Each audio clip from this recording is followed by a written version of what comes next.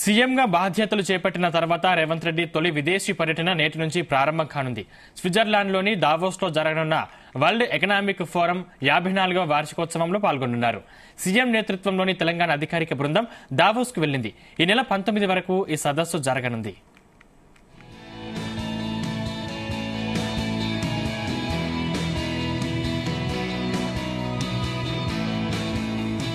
రాష్ట్రంలో భారీ పెట్టుబడుల లక్ష్యంగా రేవంత్ బృందం పర్యటన సాగనుంది. సీఎం వెంట రాష్ట్ర ఐటీ పరిశ్రమల శాఖ మంత్రి దుద్దిళ్ల శ్రీధర్ బాబు, ఇతర ఉన్నతాధికారులు ఉన్నారు.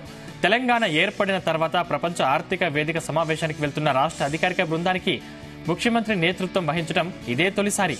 రాష్ట్రంలో పెట్టుబడులకు అనుకూలతలు, ప్రభుత్వ పరిశ్రమలకు ఇచ్చే ప్రాధాన్యతలు అన్నింటినీ ఈ సదస్సులో వివరించనున్నట్లు రాష్ట్ర ఐటీ పరిశ్రమల శాఖ మంత్రి దుద్దిళ్ల శ్రీధర్ బాబు తెలిపారు.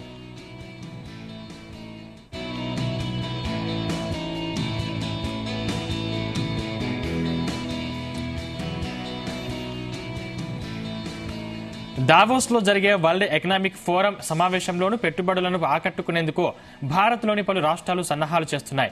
ఈ క్రమంలో సమావేశం జరిగే చోట తెలంగాణతో పాటు కర్ణాటక, మహారాష్ట్ర, తమిళనాడు పెవిలియన్లను ఏర్పాటు చేశాయి. కాగా తెలంగాణ పెవిలియన్ కు your first stop in India అని ట్యాగ్ లైన్ ఇచ్చారు. ఇదే అంశానికి సంబంధించిన మరిన్ని డీటెయిల్స్ మా ప్రతినిధి సాయి చరణ్ అందిస్తారు. Sai Charan. Sandeep, good morning Sandeep. World economic forum లో దావోస్ లో జరిగే ఈ సదస్సులో పాల్గొనేందుకు ముఖ్యమంత్రితో పాటు దాదాపు 70 మందికి సంబంధించిన పారిశ్రామికవేత్తలను ఈరోజు ముఖ్యమంత్రి రేవంత్ రెడ్డి దావోస్ బయలుదేరి వెళ్ళనున్నారు. అయితే ప్రధానంగా ఇక్కడ లక్ష్యం ఏంటంటే రాష్ట్రానికి భారీ ఎత్తున పెట్టుబడులు తీసుకురావడము, యువతకి ఉద్యోగ అన్ఎంప్లాయ్మెంట్ కి యూత్ కి ఎంప్లాయ్మెంట్ క్రియేట్ చేయడం ప్రధాన లక్ష్యంగా దావోస్ కి వరల్డ్ ఎకనామిక్ ఫోరం కి వెళ్తున్నారు. అయితే ముఖ్యమంత్రితో పాటు సంబంధిత అధికారులతో పాటు ఐటీ శాఖ మంత్రి, ఐటీ సెక్రటరీ జయేష్ రంజన్, ముఖ్యమంత్రి ఓఎస్టీ, అలాగే ముఖ్యమంత్రి ప్రిన్సిపల్ సెక్రటరీ శేషాద్రి ఐఏఎస్ వీళ్ళందరూ వెళ్తున్నారు. దాదాపు 3 రోజుల పాటు దావోస్ లో పర్యటిస్తారు. ప్రధానంగా మనం ఒక విషయం చెప్పుకోవాలి. ఇక్కడ తెలంగాణ రాష్ట్రం ఏర్పడిన తర్వాత మొట్టమొదటిసారిగా ముఖ్యమంత్రి అధికారికంగా దావోస్ కి వెళ్తున్నారు. గత ప్రభుత్వంలో కేటీఆర్ వెళ్లేవారు ప్రతి ఏడు జరిగే ఈ సదస్సులో. ఇప్పుడు ఈ 54th వరల్డ్ ఎకనామిక్ ఫోరం కి ఒక ప్రత్యేకత ఉంది. దాదాపు యూజువల్ గా అన్ని కంపెనీ సిఇఓలు, అడిషనల్ సిఇఓలు, డైరెక్టర్స్ అందరూ వస్తారు. కానీ ఈసారి భారతదేశానికి సంబంధించిన దిగ్గజ కంపెనీలు టాటాతో పాటు మరికొన్ని కంపెనీలు కూడా దీంట్లో ప్రధానంగా పార్టిసిపేట్ చేస్తున్నాయి.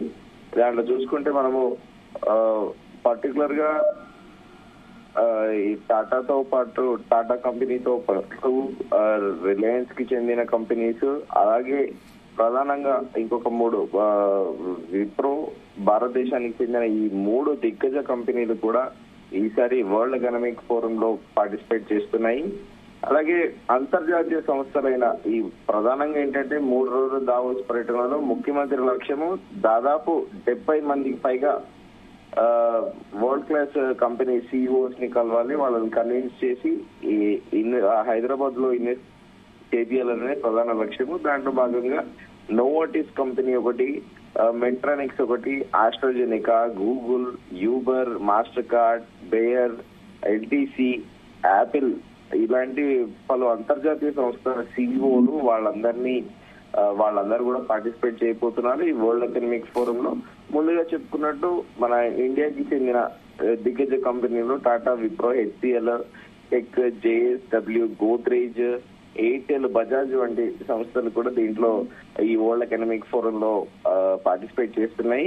అయితే ఇదే కాకుండా వీళ్ళందరూ అక్కడికి స్వతహా మన ఇండియన్ కంపెనీస్, దానితో పాటు అక్కడ వాళ్ళతోని భేటీ అవుతారు. వరల్డ్ క్లాస్ కంపెనీస్ తో పాటు ఎట్ ది సేమ్ టైం వీళ్ళతో కూడా భేటీ అవుతారని మనకున్న సమాచారము. అదే కాకుండా సిఐఐ, నాస్కాం వంటి ఛాంబర్స్ రిప్రజెంటేటివ్స్ తోని కూడా ముఖ్యమంత్రి కలిసే అవకాశం ఉంది. సందీప్. శ్రీచరణ్, అంటే ఈ దావోస్ పర్యటన ఎన్ని రోజులు కొనసాగనుంది? దాదాపు 3 రోజుల పాటు దావోస్ పర్యటన కొనసాగనుంది సందీప్. అంటే మనం ముందుగా చర్చించుకున్నట్టు 3 పాయింట్లు మనం ప్రస్తావించుకోవాలి. తెలంగాణ రాష్ట్రం మొదటిసారి ముఖ్యమంత్రి హోదాలో రేవంత్ రెడ్డి వెళ్తున్నారు. గతంలో మనం ముందుగా అనుకున్నట్టే ఐటీ శాఖ మంత్రిగా ఉన్న అప్పటి ఐటీ శాఖ మంత్రి కేటీఆర్ తరచుగా వెళ్లేవారు. అయితే ఇప్పుడు దీంట్లో కొత్తగా ఎన్నికైన ముఖ్యమంత్రికి తాను ఎన్నికైన నెల రోజులకే ఈ దావోస్ కి సంబంధించిన వరల్డ్ ఎకనామిక్ ఫోరం కి సమ్మిట్ కి ఆహ్వానించారు. పర్టికులర్ గా దావోస్ సమ్మిట్ కి. సో ముఖ్యమంత్రి వెళ్తున్నారు. అలాగే ఇక్కడ ప్రధానంగా మనం చర్చించుకోవాల్సింది ఏంటి అంటే హైదరాబాద్ ఒక విశిష్టత ఏంటి అంటే జియోగ్రఫికల్ గానీ క్లైమేటిక్ గానీ ఇక్కడ పరిస్థితులు చాలా బాగుంటాయి. దాంతో పాటు పారిశ్రామికవేత్తలకు కూడా ఇక్కడ రాయితీలు ఇస్తుంది ప్రభుత్వము.